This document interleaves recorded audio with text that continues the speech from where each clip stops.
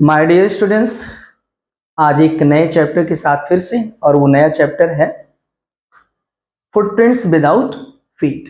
और ये चैप्टर आपकी सप्लीमेंट्री इंग्लिश की जो सप्लीमेंट्री क्लास 10th की बुक है उसी चैप्टर से लिया गया है। इसका नाम है फुटप्रिंट्स विदाउट फीट। इसे लिखा है एच.जी. वेल्स ने। इस चैप्टर को आपके सिलेबस में इंक्लूड किया गया ताकि आपको आइडिया हो सके कि कोई भी जो साइंस में जो अचीवमेंट्स होती हैं, जो भी अचीवमेंट्स साइंटिस्ट करते हैं, उस अचीवमेंट का या तो यूज हो सकता है, उस इन्वेंशन का या तो यूज हो सकता है, और या तो मिस यूज हो सकता है। तो अगर वो यूज हुआ तो ह्यूमैनिटी के बेनोवलेंस में हुआ, परोपकार के लिए हुआ, उनके एक तरीके से कहा जाए उनके प्रॉफिट या उनके बेनिफिट के लिए हुआ। लेकिन अगर उसी इन्वेंशन का गलत इस्तेमाल हो जाए तो कितना हार्मफुल हो सकता है, कुछ यही इस स्टोरी में दिखाया गया है। स्टोरी में हालांकि एक साई-फाई यानी एच.जी. वेल्स ने साइंटिफिक या साइंस फिक्शन लिया, इसमें साइंस का इस्तेमाल किया है। तो इन्होंने ये साबित करने की कोशिश करी है कि अगर कोई इन्वेंशन सही हाथ में हो तो ठीक है, लेकिन अगर वही इन्वेंशन गलत हाथ में चला जाए तो उस इन्वेंशन की पावर का गलत यूज हो सकता है। तो इसमें पूरा समझाने की कोशिश करी गई। इसमें एक साइंटिस्ट है जिसका नाम है ग्रिफिन, और वो नो डाउट इसके बारे में बोला भी गया। बोर्ड ने भी पूछा है कि आपको क्या, आपके ओपिनियन में, आपके व्यू में क्या है, वो एक अच्छा साइंटिस्ट है या नहीं। तो उसने खुद बुक में कबूल किया है कि वो अच्छा साइंटिस्ट था। लेकिन अच्छा साइंटिस्ट होने के बाद उसके अंदर डीमेरिट्स रही। वो कौन सी डीमेरिट्स रही वो भी समझ में आएगा। तो एकदम रेडी हो जाइए, मेंटली प्रिपेयर हो जाइए इस चैप्टर को समझने के लिए। तो चलिए शुरुआत करते हैं। सबसे पहले चैप्टर का नाम देख लिया, फुटप्रिंट्स विदाउट फीट। पहला एक सवाल है, क्या कोई आदमी इनविजिबल हो सकता है? क्या कोई आदमी इनविजिबल हो सकता है? मैंने पहले से कहा कि इमेजिनेशन है, कल्पना है, और इसको समझते रहिए। क्योंकि मेन जो स्टोरीज होती हैं उनको एक तरीके से आप एक ट्री समझ के चलें, और उस पे जो मैसेज या जो वैल्यूज बाहर आती हैं उनको आप फ्रूट समझें। तो फ्रूट का मतलब हो गया कि अब आपको किससे मतलब रखना चाहिए? फ्रूट से। मतलब what a story tries to convey masses, you are to focus on that, not to focus on the tree, but you are to focus what fruit you are getting। जो फ्रूट आप पा रहे हैं या क्या फल आपको मिल रहा है, इस पे आप फोकस करिए। तो इसमें लिखा है can a man become invisible? क्या एक आदमी इनविजिबल हो सकता है? सवाल है। इसमें एक स्टोरी है साइंटिस्ट की जो एक ऐसी रेयर ड्रग को इन्वेंट करता है, उसे ईजाद करता है, उसका आविष्कार करता है, और वो उसे यूज करता है और वो इनविजिबल हो जाता है। डज ही यूज और मिस यूज? सवाल यह है कि उस इनविजिबिलिटी का जो एक रेयर इन्वेंशन करता है, रेयर ड्रग को swallow करके, क्या उस इन्वेंशन का वो यूज करता है या मिस यूज करता है? मैसेज ओवरऑल समझ गए होंगे कि science is a good servant but a bad master. एक अच्छा नौकर है वो, अगर उसे कंट्रोल में रखा जाए, उसे नियंत्रण में रखा जाए। लेकिन अगर उसको किसी और चीज का जरिया बना लिया जाए, मालिक बना दिया जाए, और उसे अलाउ कर दिया जाए कि तुम चाहे जो करो, तो साइंस दिक्कत खड़ी कर देगा। जैसा कि बहुत सारी चीजें इन्वेंट हुई जो ह्यूमैनिटी के बेनोवेलेंस के लिए आई, वेलफेयर के लिए आई, लेकिन आज हम देख रहे हैं कि उसका गलत इस्तेमाल लोगों ने किया। उसका गलत इस्तेमाल लोगों ने किया। इसमें एक दो बच्चे ऐसे हैं, वो काफ़ी सरप्राइज होकर के एक आदमी के पीछे पड़ते हैं, क्योंकि उन्हें एक फ्रेश मडी इम्प्रिंट्स दिखता है। और जो फ्रेश मडी इम्प्रिंट्स हैं वो भी सबसे बड़ी सरप्राइजिंग बात है। मडी इम्प्रिंट्स मीन्स जो निशान है कीचड़ से, तो जो मडी इम्प्रिंट्स हैं, सबसे बड़ी सरप्राइज का मैटर ये है कि इसमें लिखा है कि bare feet of a pair of bare feet. नंगे पांव वो आदमी कहीं चल रहा है, उसके पैर कीचड़ में पड़ गए और उसी वजह से निशान निशान पड़ गए। अब ये दो लड़के सरप्राइज में चौंकते हैं। लिखा है कि सवाल ये कि bare footed man doing on the steps of, क्या कर रहा है वो लंदन में ही middle of the London, London के बीचों बीच मिडिल में, वो भी नंगे पांव आदमी कर क्या रहा है? क्योंकि उस समय का मैटर है जिसमें ठंड बहुत थी, तो ठंड में लगभग लोग स्लीपर, सैंडल्स, शूज कुछ पहनते हैं, लेकिन ये नंगे पांव वाला आदमी कर क्या रहा था? और उसके बाद सवाल ये भी था कि आदमी था कहाँ, क्योंकि जो निशान फ्रेश मडी इम्प्रिंट्स आ रहे हैं, तो उस आदमी के निशान या जो भी जा रहा है उसके निशान तो मिलने चाहिए ना, कहाँ पैर उसका? मिल ही नहीं रहा है। और अब वो लोग जब एक मतलब उसको स्टेयरिंग किया, गेजिंग किया, लॉन्ग लुक किया, ध्यान से देखा, तो क्या देखने को मिला? एक रिमार्केबल साइड देखने को मिला। बड़ा अनूठा अनूठा दृश्य था, बड़ा स्पेसिफिक। क्या देखने को मिला कि एक फ्रेश फुटमार्क फिर अपीयर हो गया पता नहीं कहां से, फ्रॉम नोवेयर, पता नहीं कहां से आ रहा है, पैर तो मिल ही नहीं रहे, निशान बनता जा रहा है।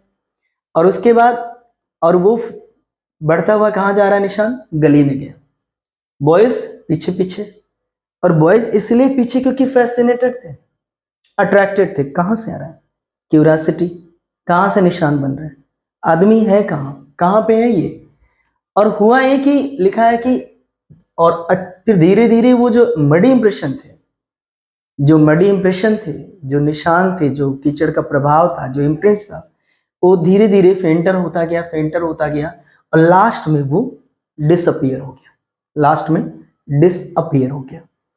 अब ये जो एक्सप्लेनेशन है, जो मिस्ट्री है कि पैरों के निशान आ कहाँ से रहे थे, ये बड़ा ही आसान था, क्योंकि ये बच्चे जो है एक ऐसे व्यक्ति का, एक ऐसे साइंटिस्ट का पीछा कर रहे थे जो डिस्कवर क्या कर चुका था, रिसेंटली डिस्कवर किया था कि ह्यूमन बॉडी को कैसे ट्रांसपेरेंट किया जाता है। क्योंकि वो लड़कों को भी मालूम था कि लंदन में एक ऐसा साइंटिस्ट है जिसने रेयर ड्रग्स को सॉल्व किया हुआ है और वो इनविजिबल हो चुका है। आप समझ रहे हैं? और उसका नाम था ग्रिफिन। साइंटिस्ट का नाम क्या था? ग्रिफिन। उसने बहुत सारे एक्सपेरिमेंट किए थे, और बहुत सारे एक्सपेरिमेंट के बाद उसने कुछ सर्टन रेयर ड्रग्स को यूज किया, और जैसे ही उसने यूज किया, पूरी की पूरी बॉडी उसकी ट्रांसपेरेंट हो गई, बिल्कुल पारदर्शी हो गई, मतलब बिल्कुल ओपेक खत्म, आर पार दिखना शुरू हो गया, वो खड़ा है दिख ही नहीं रहा है। और उसके बाद लिखा है कि बट एक चीज था कि ट्रांसपेरेंसी तो जरूर रही, सॉलिडिटी जो थी, जैसे बॉडी सॉलिड होती है, जैसे ग्लास सीट हो, इतना बढ़िया क्वालिटी का ग्लास हो, तो दिखता नहीं है कि कहाँ पे है वो, बट अगर ग्लास को टच कर जाए तो कहीं ना कहीं हार्डनेस उसकी होती है। तो बिल्कुल हार्ड तो ऐसे बना रहा। ग्रिफिन बिल्कुल बहुत ही इंटेलिजेंट साइंटिस्ट था, इसमें कोई डाउट नहीं, लेकिन एक उसकी डीमेरिट थी कि वो लॉलेस पर्सन था, रादर लॉलेस था। जितना नियम विहीन होना, नियम तोड़ने वाला, उससे कुछ ज्यादा ही नियम तोड़ने वाला था वो। और जो इंसान नियम में नहीं होता, वो इंसान कुछ भी कर सकता है, क्योंकि जो इंसान नियमों को तोड़ने में विश्वास रखता हो, वो बहुत ही डेंजरस पर्सन कहा जा सकता है। और कुछ ऐसा ही हुआ, तो उसका लैंडलॉर्ड उसे पसंद नहीं करता था, उसे बाहर निकालने की कोशिश भी की, और जब बाहर निकालने की कोशिश की तो बदले में ग्रिफिन ने भी बदला ले लिया। और बदला कैसे लिया कि उसको, उसके घर को आग लगा दिया। आप देखिए, उसके घर को आग लगा दिया गया। मतलब आप अगर विंडिकेटिव मूड में आते हैं, बदला लेने की भावना आपके अंदर आती है, तो आप क्या करेंगे? घर को आग लगा देंगे। इसलिए उसने आग लगाया क्योंकि उसके पास एक पावर थी, उसके पास एक स्ट्रेंथ थी। किस चीज की? इनविजिबिलिटी की। उसको पता था आग लगा दूंगा गायब हो जाऊंगा, मेरा कोई कर ही क्या सकता है। मतलब उसके दिमाग में बैठ गया कि मेरे पास एक पावर है, और एक ऐसी पावर है जो बड़ी रेयर है, और अगर मैं इनविजिबल रहा तो मुझे कोई पाएगा नहीं। इसीलिए एक घर को आग लगाना एक छोटी मोटी बात नहीं है, बहुत बड़ी बात है। इतनी हिम्मत कहाँ से आई उसके अंदर? अगर उसके अंदर ये पावर ना मिली होती, इन्वेंशन ना किया होता, तो क्या किसी घर को आग लगाता वो? हिम्मत ही नहीं होती घर को आग लगाने की, क्योंकि उसे पता था कि उसके बाद वो पकड़ लिया जाएगा। लेकिन हालांकि बहुत सारे लोग हिम्मत करते हैं, लेकिन ये जानते हैं कि बहुत दिन तक बच नहीं पाऊंगा, पकड़ लिया जाऊंगा। लेकिन इसके पास क्या था कि मैं पकड़ा ही नहीं जाऊंगा। उसके बाद क्या हुआ? और उसके बाद कपड़े उतारे और वो क्वाइट इनविजिबल हो गया, निकल लिया। तो जब घर से निकाल दिया गया तो लॉलेस, सॉरी, होमलेस हो गया, बिना घर के हो गया, वांडरर बन गया, घुमक्कड़ हो गया। और वो बिना पैसों के, बिना कपड़ों के, अब वो इधर उधर वॉन्डरिंग कर रहा था और संयोग बस उसके पैर कीचड़ में, मड में पड़ गए, और वही कीचड़ में जो पड़े उसी से निशान बन रहा था और बच्चे उसको फॉलो कर रहे थे। बच्चों से बच के इजीली वो निकल गया। रीजन ये था ना, तो देर के बाद पैरों के निशान बनने बंद हो गए। जब वो मड ड्राई हो गया तो पैरों के निशान बनने बंद हो गए। लेकिन एक बात थी कि अभी तो ठीक है, एडवेंचर था, एडवेंचर मतलब जिसमें रिस्क हो, जोखिम हो, पीछे बच्चे पड़े हुए थे कि कहीं पकड़, बच के तो भाग गया। लेकिन अभी जो उसका एडवेंचर था, लिखा है कि एडवेंचर्स वर बाय नो मीन्स ओवर, अभी रिस्क उसका ओवर नहीं हुआ था।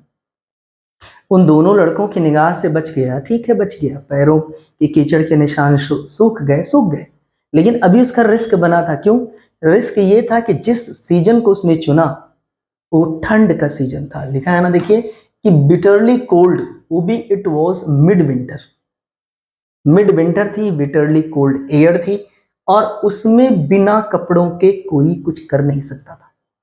उसे कपड़े की जरूरत पड़ती, और कपड़े की जरूरत का मतलब क्या हुआ? तुरंत विजिबिलिटी का बाहर आना, विजिबिलिटी आ जाना, कपड़े दिखेंगे जरूर, तुम कहाँ पहने हो, किधर जा रहे हो, वो तो दिख जाएगा ना। तो कपड़ा बिना पहने काम चल नहीं सकता था। और उसने क्या किया कि स्ट्रीट, उसने कहा कि इधर उधर घूमने से फार बेटर है, क्योंकि घूमता तो मर जाता, वो ठंड से ही वो मर जाता। तो उसने डिसाइड किया कि एक काम करते हैं, एक स्ट्रीट के अंदर चलते हैं और एक बिग लंदन स्टोर है, वहां वार्म के लिए, गर्मी के लिए एंटर हो जाते हैं लंदन स्टोर में। और फिर उसके बाद क्लोजिंग टाइम आ जाता है, वहाँ के जो मेंबर्स होते हैं वो चले जाते हैं, डोर शट हो जाता है। और उसके बाद गिविंग, मतलब ग्रिफिन बिना पैसों की खर्च की परवाह किए, ध्यान दिए, अपने आप को पूरा प्लेजर देता है। किन की चीज़ों का आनंद लेता है? क्लॉथिंग का, फीडिंग का, बिना पैसों का ख्याल किए, ध्यान किए। और उसने बॉक्स ओपन किए, रैपर्स जो पैकेजिंग थी उनको तोड़ा। उसके बाद उसने बाकायदे अपने आप को वार्म क्लॉथ में फिट किया। जल्दी ही shoes, overcoat, wide brimmed hat, खूब चौड़ी हैट, किनारे brimmed hat, and he became a fully dressed and visible person. अब वो दिखने लगा, क्योंकि कपड़े का होने का मतलब दिखने लगा वो। उसके बाद क्या किया, उसने अपने आप को बढ़िया से खाना वाना दिया, किचन में जाके रेस्टोरेंट के कोल्ड मीट यूज़ किया, कॉफ़ी यूज़ किया, और बाद में उसने स्वीट्स यानी डेसर्ट भी यूज़ किया, वाइन भी लिया ग्रोसरी स्टोर से। और सब कुछ खा पी करके, वाइन भी जब पिएगा तो जान ही रहे आप, और वो सेटल्ड हो गया। रजाइयों का लिहाफ का ढेर था, उसी पे गया, सो गया। और लिखा इफ ओनली मीन्स काश, अगर वो ग्रिफिन टाइमली जग गया होता तो शायद कुछ गड़बड़ ना होता। लेकिन ऐसा हुआ कि वो देर से जगा, वो जग नहीं पाया, और जब तक जगा तब तक वो लंदन स्टोर के जो एम्प्लॉयज थे वो आना शुरू किए। जैसे ही आए ये लगा भागने, लोगों ने पीछा किया, पीछा करने का मतलब जब इसका बचना बड़ा मुश्किल था, तो इसने चुपचाप उठाए सारे कपड़े, उतार दिए, फिर से इनविजिबल होके भाग गया, इनविजिबल होके भाग गया। और फिर से एक बार वो लंदन के उस मिड विंटर में अपने आप को बिना कपड़ों के पाया। आसान नहीं था। और उसके बाद इस बार उसने सोचा कि मैं एक स्टॉक ऑफ थिएट्रिकल कंपनी में जाता हूँ, थिएट्रिकल कंपनी का स्टोर, उसमें जाता हूँ, और वहाँ वो जाएगा तो सिर्फ कपड़े ही नहीं पाएगा, क्योंकि थिएटर कंपनी में सारी चीज़ें, फॉल्स नोज, विस्कस, है ना, सब कुछ मिल जाएंगे, ग्लासेस, हैट, सब कुछ मिल जाएगा वहाँ पे। तो उसने shivering with cold he hurried to Drury Lane, Drury Lane में गया। ड्रूरी लेन जो है सेंटर है किसका? Centre of the theatre world. अब वहाँ पे उसे सारी चीज़ें मिल गई। जब उसके अंदर एंटर किया तो उसने एक सूटेबल शॉप पाई, चूंकि इनविजिबल था, दिखा तो है नहीं, अंदर चला गया वो। और अप स्टेयर्स मीन्स होता ऊपर वाले कमरे में, ऊपर वाले कमरे में गया, और वहां जा करके थोड़ी देर के बाद बाकायदे बैंडेज, क्योंकि ये हिस्सा उसका फोरहेड का खुला रहता था, पूरा बैंडेज लगाया। और उसके बाद round is forehead, dark glasses use की, क्योंकि ग्लासेस अगर नहीं यूज करता तो आंख पूरा दिखती नहीं थी। और कभी कभी तो, अब आगे चल देखिए, dark glasses, false nose, big bushy side whiskers, large hat. और बच के निकलने के लिए उसने क्या तरीका देखा कि ना मुझे कोई ना दे, तो उसने कलसली, बड़े ही निर्दयता से, विद फुल क्रूएलिटी, या विद क्रूएलिटी, उसने उसको हिट किया। और यही नहीं, जो उसके पास था उस पैसे को भी उसने ले लिया। जो ओनर था उसको बहुत ही ब्रूटली हिट किया और उसके पैसे को भी ले लिया। एक्चुअली में लंदन एक क्राउडेड प्लेस था। क्राउडेड प्लेस में इस तरह स्ट्रेंज लुक, स्ट्रेंज अपीयरेंस के साथ जब वो चलता था तो लोग बड़ा डाउट करते थे, कौन है, ऐसा कैसा हुआ, कैसे हुआ। तो वो सब अजीब तरीके से एक मतलब उसको गेजिंग करते थे, काफी ज्यादा देर तक उसको देखते थे। तो उसने डिसाइड किया कि काम करते हैं, आइपिंग चलते हैं। आइपिंग, देखिए यहाँ पे लिखा है ट्रेन लिया, विलेज ऑफ आइपिंग गया, वो आइपिंग के गांव में गया। वो गांव ऐसा गांव था जहां पर लोग गर्मियों में जाते थे क्योंकि वो एरिया हमेशा ठंड रहता था। ये उल्टा काम कर गया आइपिंग में, इसलिए सोचा कि आदमी तो होंगे नहीं, बिल्कुल सॉलिट्यूड मिलेगा, एकांत मिलेगा और वहां चलेंगे। एक्चुअली इसका पर्पस था एक्सपेरिमेंट करना, क्योंकि बहुत बुरी तरीके से एक्सपेरिमेंट कर रहा था। ये चाहता था मैं इनविजिबिलिटी से खत्म होकर विजिबिलिटी वाली ड्रग में इन्वेंट कर लूं। आइपिंग पहुंचा कि उसका ये मतलब था कि मैं थोड़ा सा एकांत में रहूंगा, ये जो पब्लिक मुझे सोच रही है बार बार दुनिया भर की बातें, वो नहीं सोचेगी। और वहां जाके इसने लोकल इन बुक किया।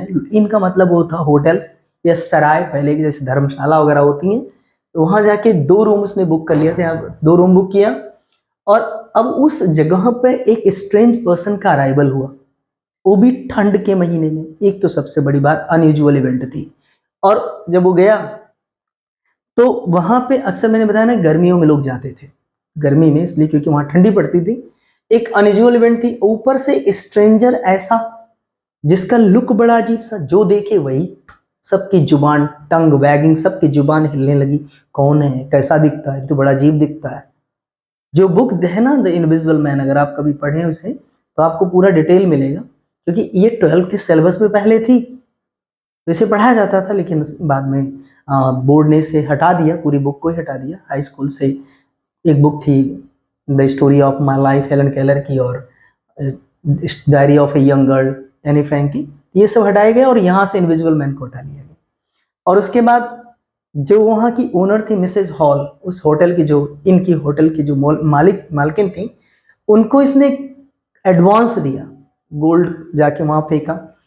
तो वो समय चूंकि सारे होटल्स ठप पड़े थे, ठंड में कौन आएगा, तो उनको तो पैसा मिला। तो मिसेज हॉल ने इनको तुरंत रूम दिया।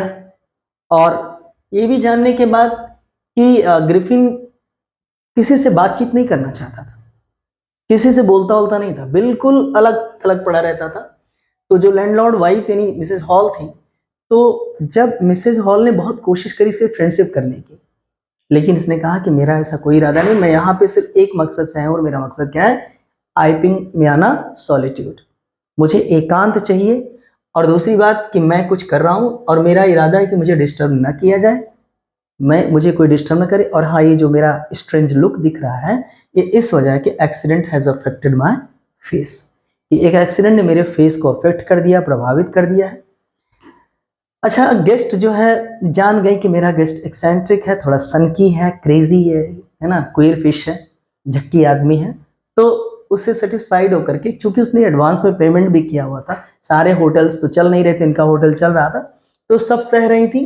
और कुछ समय के बाद ग्रिफिन ने कहा, भाई अभी तो मेरे पास अब कैश खत्म हो गए हैं, मेरे पास कोई पैसा अब नहीं रहेगा, लेकिन मेरा चेक आने वाला है। झूठ बोला वो, ने बोला मेरा चेक किसी भी मोमेंट आ सकता है।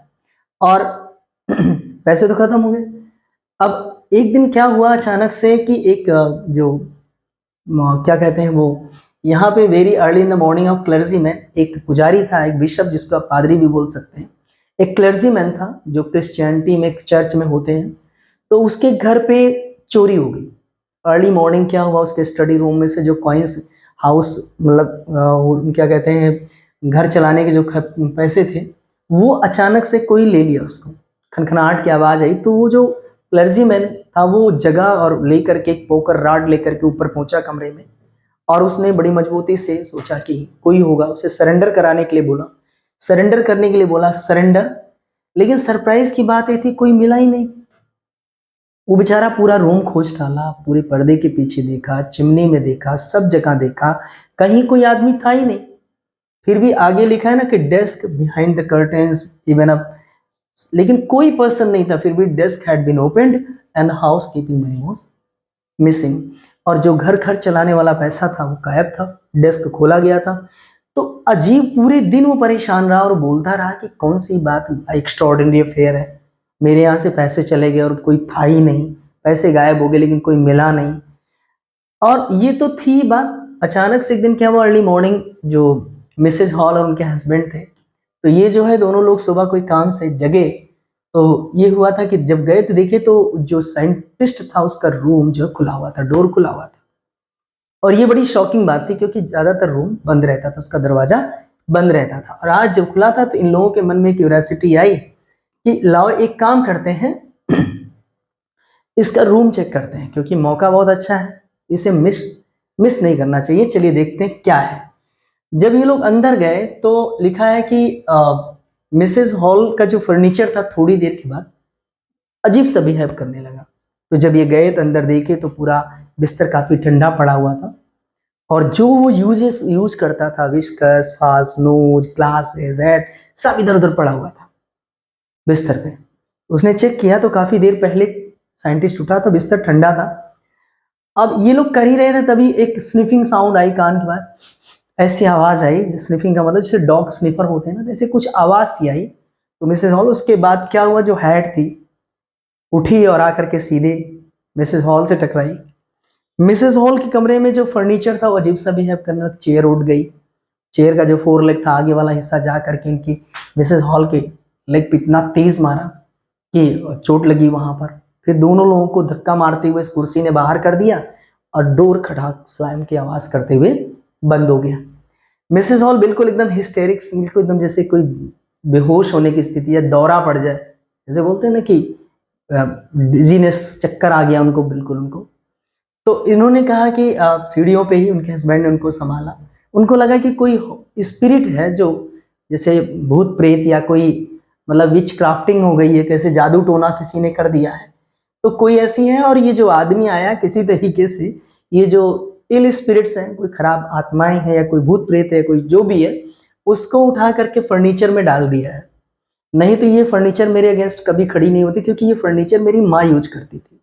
ये सारी बातें सोचती रही और इसी बीच जो है काफी परेशान रही। तो उसको सबसे शंका हो गई कि जब उधर चोरी की बात आई कि वहां तो चोरी हो गई क्लर्जीमैन के, तो सबसे स्ट्रांगली किसके ऊपर सस्पेक्ट किया गया, डाउट किया गया, क्योंकि ग्रिफिन ने कुछ पैसे प्रोड्यूस कर दिए, जबकि ग्रिफिन ने कहा था कि मेरे पास कोई पैसा नहीं है।